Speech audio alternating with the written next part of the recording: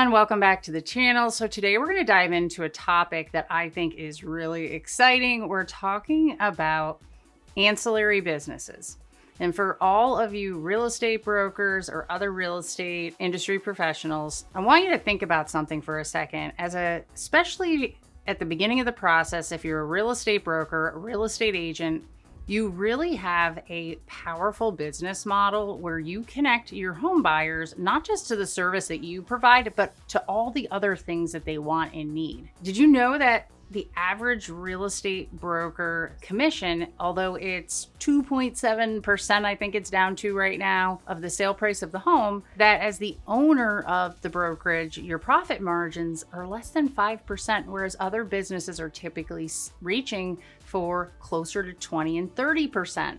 So one of the best ways to start increasing your revenue is by adding other business services, aka ancillary businesses. It provides a nice chunk of change, and it's what a lot of the bigger companies are doing. If you're new here, I'm Megan. I am CEO of Collab Franchise and Mortgage Broker Concierge, and our goal is to empower more real estate professionals and loan officers to take control of their business and finally start living the life that you want in the real estate industry. Don't forget to hit that like button, subscribe to the channel for more content like this to help you dominate in your market.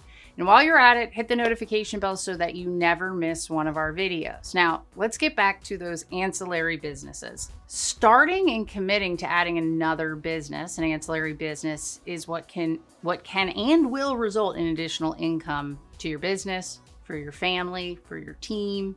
I know because I've done it. I know it seems overwhelming because you don't know this other business very well, or nobody's willing to share information. I was on a consultation this week and a gentleman said, nobody shares this information and there's really no resources.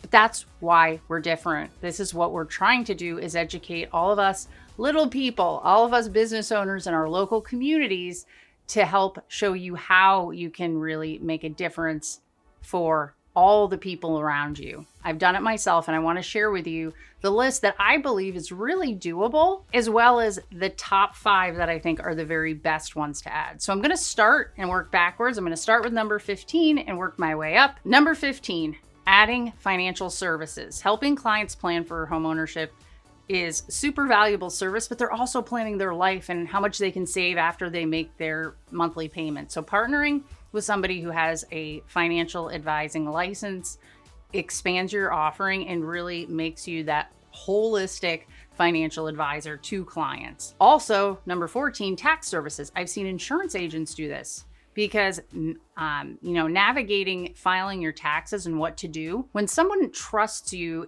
with the biggest asset that they're ever going to purchase, they also are going to trust you with some of the other financial and professional services that they're going to need. Number 13, once again, another service is legal services. So the real estate attorney that they get introduced to, if you get to a title company, which is on this list, is also valuable because people need things like trusts and wills and all the things that come with it. Partnering up with someone, those would be great businesses to have a partnership with. And then you start moving to some other ones, like number 12 is pest control, right? Offering those services in-house, just saying when they write the contract, do you want to have a pest inspection? If so, I'll get our partnered pest control person to get out there, and then you invoice them. Now, for all of you who have the decorating touch, number 11 is interior design.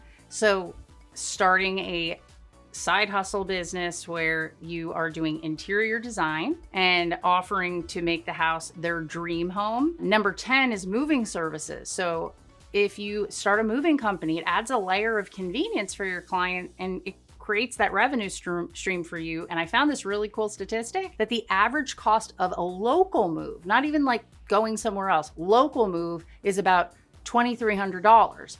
That really has some serious income potential if you own that moving company. Then there's renovation services. This could be handyman, it could be smaller projects, but having a service and going to someone who is, has always wanted to start a business, but they don't have the referrals. You have the referrals. So it's creating these businesses that can add to your already existing business that you've created. And then for all of you that I said before, have that touch for designing. How about home staging? Now, I think a lot of this depends on the area you're in, but partnering with a stager can help you sell a home for 8 to 10% more than before you stage it. So charging to have that service. I've heard of this one before years ago even, which is number 7 is security systems. Home security is a top priority for a lot of homeowners. Number 6, I think is a hard one, but I've seen people do this, which is they have appraisers that they have a division, a business that does appraisals, because you don't just need appraisals when you're getting financing, but when people go through divorces, trusts, wills, all that stuff,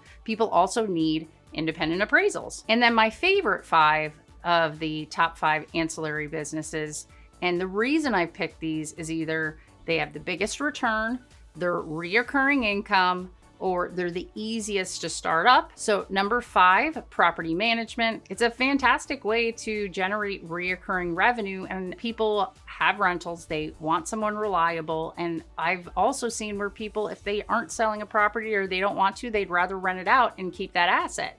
So you already have the ability. And I think a lot of real estate companies, you're already doing this piece.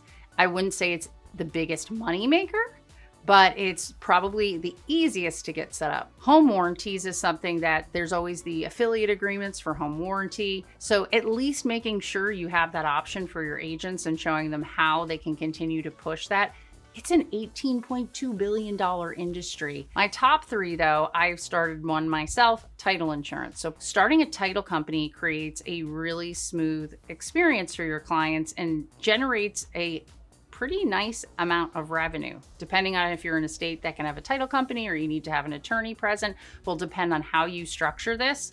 But there's a reason I have 3, 2, and 1. So 3 is title, 2 is insurance, and number 1 is a mortgage brokerage. And I like it in this order because when you work with a client who's purchasing a house, the most logical handoff is to number 1, a mortgage broker. And that mortgage broker then does the loan application and asks, who are you using for insurance? Who are you using for closing?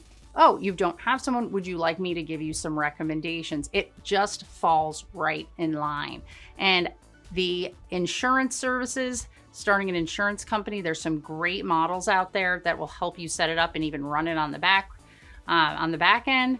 It's residual. That's why I like insurance. It's residual, which means you don't have to sell them like we do in mortgage and in real estate. You don't have to sell them a house, but every year they're needing insurance. And the reason mortgage is number 1 is that close to 90% of buyers use financing. So there's a big opportunity to refer. Clients are looking for convenience. They want the one-stop shop. So handing them off to someone who will take care of them, that you have that relationship with, and it has one of the biggest returns when it comes to the financial reward, even though it's not reoccurring.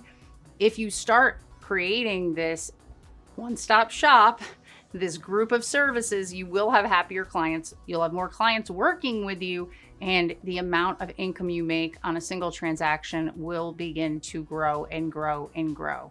And so hopefully that's given you some ideas. And if you're not sure how you even get started adding these services, that's where our team comes in. That's what we do. Those are the top 15, but with my favorite is the top 5, and they could really supercharge your business. Remember, it's just the tip of the iceberg. There are countless ways to diversify your income and become a leader and to really start taking those steps towards financial freedom. So what are you waiting for?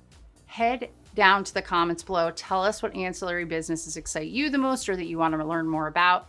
Don't forget to like this video, subscribe to the channel, hit that bell, and make sure you come back for some of our next videos so you can continue to learn how to grow your real estate business in a different way, in a way that people are looking for now and in this market and in our industry. See you next time, guys.